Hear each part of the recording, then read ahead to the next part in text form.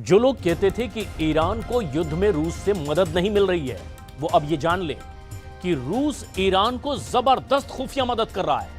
America की Washington post को pentagon के 3 अधिकारियों ने यह जानकारी दी है कि रूस ईरान को बहुत जबरदस्त खुफिया जानकारियां सैटेलाइट के जरिए रियल टाइम मदद भी कर रहा है। दावा तो यहां तक किया गया कि रूस की वजह से ही ईरान ने मिडिल ईस्ट में अमेरिका के 27 सैन्य अड्डों पर भीषण हमले किए और इस वक्त ईरान तो तबाह जरूर हो रहा है, लेकिन उसने इजराइल की राजधानी तेल अवीव में इसी रूस की मदद से जबरदस्त तांडव मचा रखा है।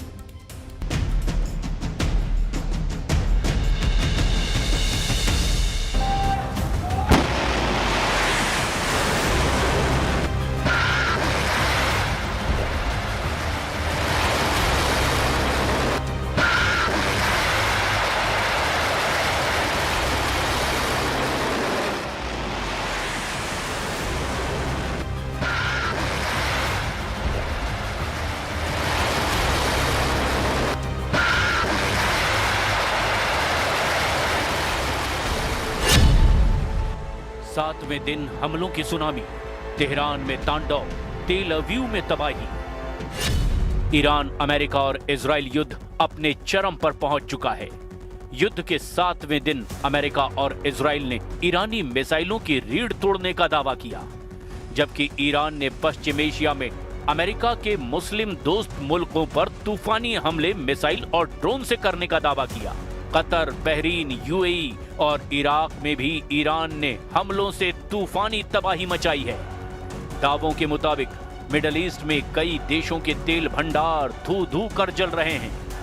ईरान ने तो यहां तक दावा किया कि अमेरिका के विमान वाहक बूथ पर ईरान ने 2 सफल हमले किए हैं, जिसकी वजह से अब अमेरिकी युद्धपोत ईरान से 1000 किलोमीटर दूर भाग गया है। इधर इस वक्त ईरान ने अपने सबसे बड़े प्राइम टारगेट इजराइल की राजधानी तेल अवीव को चुन रखा है और वहां पर अपनी मिसाइलों से भयानक क्लस्टर बमों से हमला किया है। ठीक इसी तरह से इजराइल और अमेरिका ने भी ईरान की राजधानी तेहरान में भीषण तबाही मचाई है। खास तौर से पश्चिमी तेहरान में जबरदस्त नुकसान होने की खबर का दावा है। दावा तो यहां तक है कि ईरान के कुछ इलाके से जमीनी हमले की शुरुआत होने जा रही है।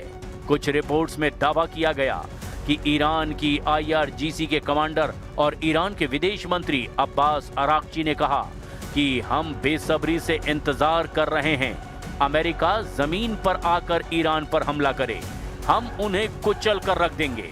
यानी जंग में घटनाक्रम तेजी से बदल रहा है, लेकिन हम शुरुआत करते हैं ईरान पर इजराइल और अमेरिकी हमलों से, जो दावा किया जा रहा है कि ईरान के वायु क्षेत्र पर अमेरिका और इजराइल का पूरी तरह से कब्जा हो चुका है।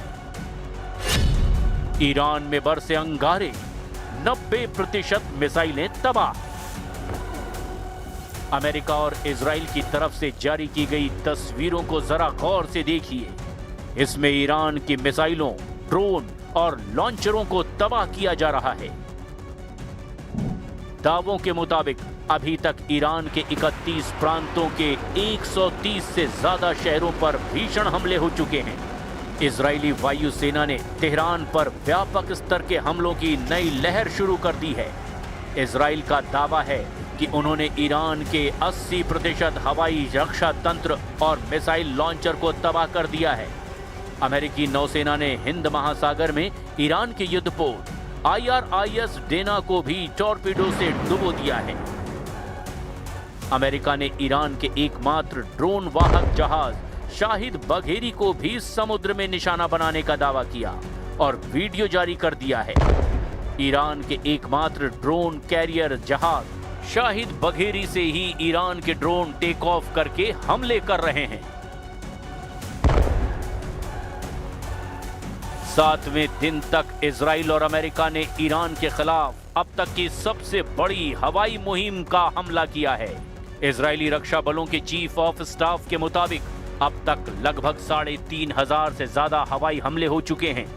ये हमले ईरान के 31 में से 26 प्रांतों में हुए, जिनमें तेहरान, इस्फहान, शिराज और बुशर सबसे ज्यादा प्रभावित हैं। हमलों का मुख्य केंद्र ईरान के हवाई रक्षा तंत्र हैं, जिसे 80% तक नष्ट करने का दावा किया गया। मिसाइल लॉन्च पैड, IRGC मुख्यालय और परमाणु ठिकानों पर हमले हुए। अब तक 6000 से ज्यादा सटीक निर्देशित मुनिशन यानी कि गाइडेड बम से हमला किया गया। अमेरिका ने लाल सागर और ओमान की खाड़ी में तैनात अपने युद्धपोत से 1000 से ज्यादा टॉमहॉक मिसाइलें ईरान पर दागी हैं। ईरान के भूमिगत मिसाइल ठिकानों और परमाणु केंद्रों को तबाह करने के लिए भारी GBU-57 जैसे बंकर बस्टर बमों का इस्तेमाल हो रहा है। इजराइल का दावा है कि उसने ईरान की 90% बैलिस्टिक मिसाइल लॉन्च क्षमता को पंगु बना दिया है, लेकिन ईरान अभी भी अपने भूमिगत मिसाइल शहरों से हमले जारी रखे हुए है। CSIS के अनुमान के मुताबिक युद्ध के पहले 100 घंटे में ही अमेरिका और इजराइल को $3.7 बिलियन का खर्च आया, जो लगभग $900 मिलियन प्रतिदिन है। 100 घंटे में ये राशि लगभग 33,940 करोड़ रुपए या यूं कहें कि 339.40 अरब रुपए के बराबर है। No option just to put an end to the presence of United States in the surrounding area of Iran. We told Americans and we told our neighbors that if they would like to put an end to the existence of the greatest civilization on earth or the oldest continuous civilization on earth, then we have no option just to put an end to the existence and presence of United States in the Persian Gulf area. They do have multiple military bases, equipment, assets targeting us, long-range raiders, command and control centers, the 5th fleet of United States just few miles away from our coastal courts in Bahrain, in which 75% of all US Marine activities happening there, all of them targeting Iran. Cluster bomb से Iran पर हमला, तेल अवीव में तबाही का तूफान। Daily mail की एक रिपोर्ट के मुताबिक अमेरिकी सेना के अंदर के एक आदमी ने ईरान पर हमला करने वाले सभी क्लासिफाइड हथियारों का खुलासा किया है। दावा है कि अमेरिका, इजराइल और ईरान के बीच युद्ध में अगली पीढ़ी की लड़ाई कैसे होगी, इसकी पहली असली झलक दिखाई गई है। हालांकि ईरान ने 7 दिन की जंग में ही साबित कर दिया कि ईरान को मार सकते हो, झुका नहीं सकते। यही वजह है कि ईरान ने इजराइल की राजधानी तेल अवीव पर क्लस्टर बमों से भारी मिसाइलों से हमला किया। जरा इन तस्वीरों को देखिए।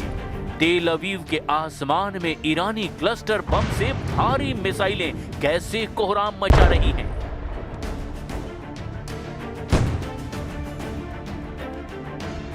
न्यूज़ 18 की टीम है लगातार युद्ध क्षेत्र में, उस जगह पर जहां पर ईरान के मिसाइल्स गिरे हैं और हुई है तबाही। आप देख सकते हैं इर्द गिर्द किस तरीके की तबाही इस एरिया में हुई है। ये टेल अवीव का एरिया है और यहाँ पर जो मिसाइल्स गिरे हैं मैं दिखाऊंगा। तो यहाँ पे आप देख सकते हैं क्या तबाही हुई है इन घरों की। काफ़ी सारे मकान जो हैं पूरी तरह से तबाह हो चुके हैं इस मिसाइल अटैक से, और यहाँ पे लगातार अटैक हो रहे हैं। अभी थोड़ी देर पहले जो है ज़ोरदार धमाके हुए। इजराइल के पास दुनिया का सबसे उन्नत मल्टी लेयर्ड एयर डिफेंस है, लेकिन क्लस्टर बमों ने इसके सामने कुछ गंभीर चुनौतियां पेश की है।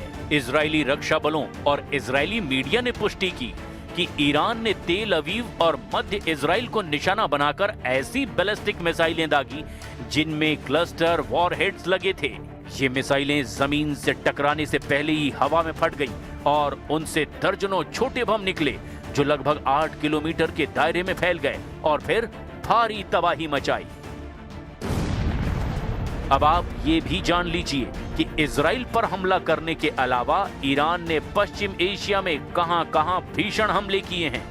24 घंटे में ही ईरान ने अपने ऑपरेशन ट्रू प्रॉमिस 4 के तहत पश्चिम एशिया यानी मिडिल ईस्ट के कई देशों में और वहां स्थित अमेरिकी ठिकानों पर भीषण हमले किए। ईरान ने इस बार अपनी सबसे उन्नत मिसाइल तकनीक और ड्रोन स्वार्म का इस्तेमाल किया है।